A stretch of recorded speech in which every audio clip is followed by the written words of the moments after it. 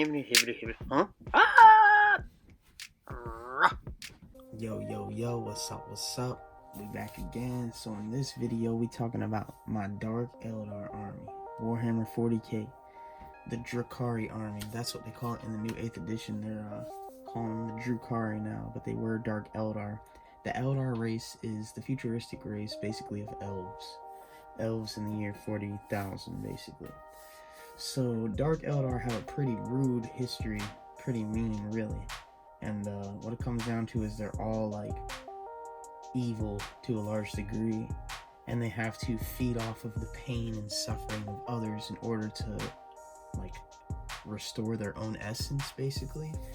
Which I'm all about the opposite of that when it comes to like my real life being, you know what I mean? But I just like the way that the Drukhari play, that the Dark Eldar play. But I don't agree with them being all evil, you know what I'm saying? But anyways, so I'm gonna go ahead and start showing y'all some of these pieces. Now you can see this is a fieldable army right here. You might have to get rid of some of the pieces, or you might have to add a couple here and there depending on what kind of points you're playing by and what rules you're playing by and stuff. And like, for example, this guy is an Archon. He's an HQ choice. His eyes aren't painted too well, but that's what he looks like.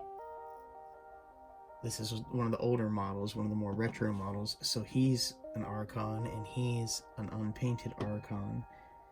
And this is a succubus, retro old school succubus.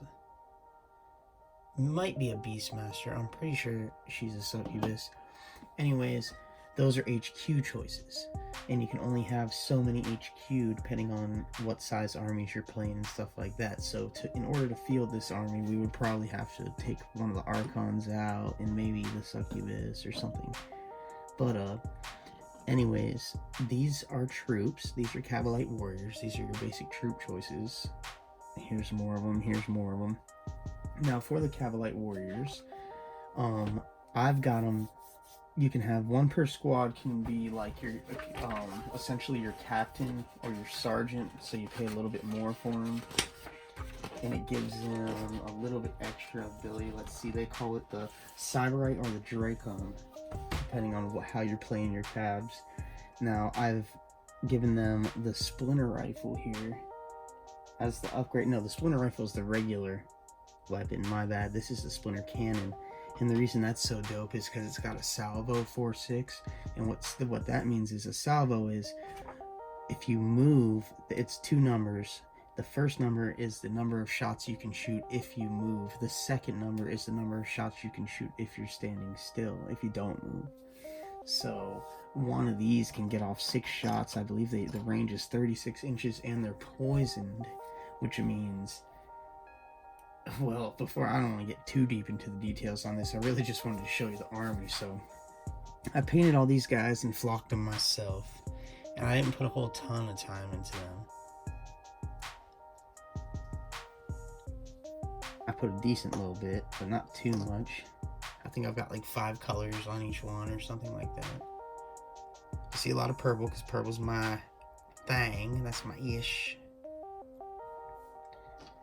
This guy is actually a Talos or a Kronos. No, this is a Kronos. These are pain engines, but this is not an original piece. This is something that I modified, I believe, from the game War Machine to make into my own little Kronos. How you like that mod that I got? Pretty dope, right? I like it. The arm right there, I believe, is from a Tyranid. You can see the little gashes that the Tyranid arms like to have. Probably from a pair of scything talons. This tail right here, actually, I think is from an old Tomb King's, one of their catapults. Added stuff. One of the things that these guys are big on, that Dark Eldar in general are big on, here's smaller guys that are very similar to them. And see these things on them, and on that guy, and they're on some other pieces. Those are actually, this is a grotesque is what they're called, but see all the little things? those are actually like syringes basically that are full of chemicals like adrenaline and stuff like that, so that when they go into battle, their system just gets absolutely flooded by these chemicals, that stimulants that put them into this super feel no pain, ready to destroy thing type mode, you know what I'm saying? But there's that Kronos. Here's another one that I modified. How you like that? Not bad, huh? I think he looks pretty dope. Now, if you're playing like an official tournament, then all of your pieces have to be Games Workshop, I'm pretty sure. And this guy is not completely Games Workshop, so the Cronoses I wouldn't be able to use in a official tournament, I don't think. Now these are Scourges back here in the back. Scourges are dope. The reason these guys are so fire is because they can have, this guy doesn't have it, he's the captain of his squad. How you like that little paint job I got going on right there? Not bad, huh? But the reason they're so boss is because out of a unit, that's a splinter cannon right there, which is what I was talking about before with the 4.6 on the salvo. And you can have, like, out of a group of 5 Scourges, one squad of 5 Scourges, I believe 4 of them can have splinter cannons. And that is dope if you think about it, because that means out of 5 models, one squad, 4 of them, if they're sitting still, can have salvo of 6. So 6 times 4 is 24. Plus this guy, say he gets 2 shots because he's the sergeant basically. So that would be like 25 or 26 shots you're getting out of 5 guys in one turn, and the majority of them are poisoned. So that's basically like Tyrannid's worst nightmare right there. Pretty dope. The poison doesn't do much for you, of course, against any kind of tank or armoring, and that's where these guys come in. This is actually an old school retro Scourge. Scourge. Old Scourge.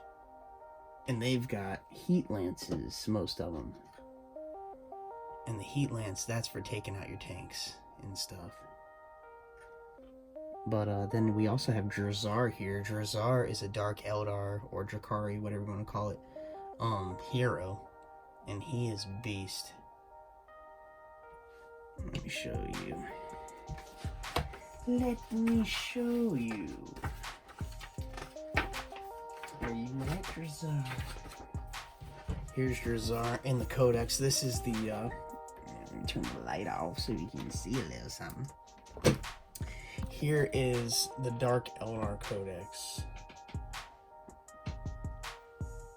Boom. Boss. This is the 7th edition.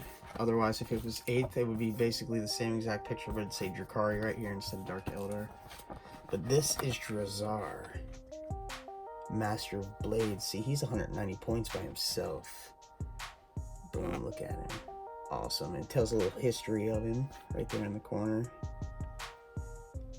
And it's got all of his skills and his special rules and Master of Blades and Murderous Assault, and he's got Artifacts of Cruelty, which is a special, well, in this case it's a special armor, but oftentimes heroes will have special weapons, like legendary guns and swords and stuff like that there's only one copy of, and you have to pay extra to be able to have that in your army usually. Here is a picture of an actual Talos. That's the newest version. Those are the ones that I made, a convert of my own. Not too far off, right? Not bad, not bad. Camera focus.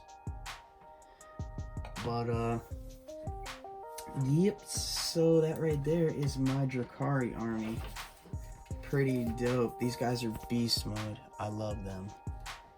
I don't, like I said before, I don't really like their story, their back history. A lot of people don't know this, but, I believe the specifics is the Eldar, there's Eldar and Dark Eldar, and the Eldar are basically the good elves, you know, of the future, and the Dark Eldar are the super evil ones. Now what happened is, there was some kind of like, the Eldar had become such a superior race throughout the universe that they started just becoming like very flamboyant and like overly like they overly, how would you put it, when it comes to things like gluttony and lust, they were deep into it. Like they're just super, any kind of delicacy and luxury, they were just going all out overboard to the point where there started being like huge problems because of it, you know what I mean? Basically creating their own problems from reaching a certain level of success. And some of them branched off into what they call the warp, which is like kind of an alternate dimension that can be used to move from place to place faster, but it's also like closer towards where the chaos plane of existence is. Things of chaos, great beasts of chaos, exist in the warp sometimes. That's a little Urgle. They're protectors of the Archon.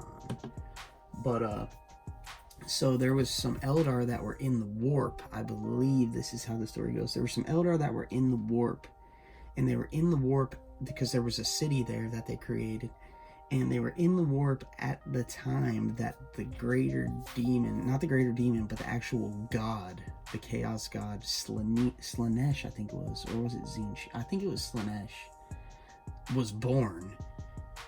And when that god was born, it let out like a psychic explosion throughout the universe that almost destroyed every single being of psychic. Like the Eldar race that wasn't in the warp, with like 90% of them or something, were destroyed in that instant because the psychic burst of the birth of Slaanesh was so powerful that it just fried their brains basically. But the Eldar that were in the warp were affected differently from that psychic burst, and it did something to them where it like made them where they have to, it didn't kill them off, but it made them like evil, and where they have to absorb pain and absorb suffering. They like cause it to others and absorb that essence of that to keep themselves alive, and just all kinds of craziness behind it. But the stories are so intricate and they're wonderful, and the artworks are incredible. Let me show you a little bit more of these artworks. Let's get that light off. There we go. Let's see. Usually in the middle, like I said, in these codexes, like look at that. You see that artwork right there? Just awesome. Like I said, these codexes have histories and stuff like that on the species that the codex is based around, of course. Here's other people's armies painted up professionally. Going to war. Raiders and Ravagers, those are some of their ships. Pretty cool. She's so bad. Look at her. Lelith Hesperax, Queen of Knives, 150 points, but man, that chick right there is such a beast model. She is so dangerous. I'm gonna buy her very soon so I can play with her. But anyways, so that's the Dark Eldar for you. That's my little Dark Eldar army that I got right now. It's probably close to 2,000 points, especially if I deck them out. It might be more than that, but that's just another little preview. I got a lot more going on. We got a lot more material, a lot more videos to make. So y'all make sure you like, subscribe, show some love to your boy. I appreciate you, and I hope everything's good out there in the world. Holla at me. Peace.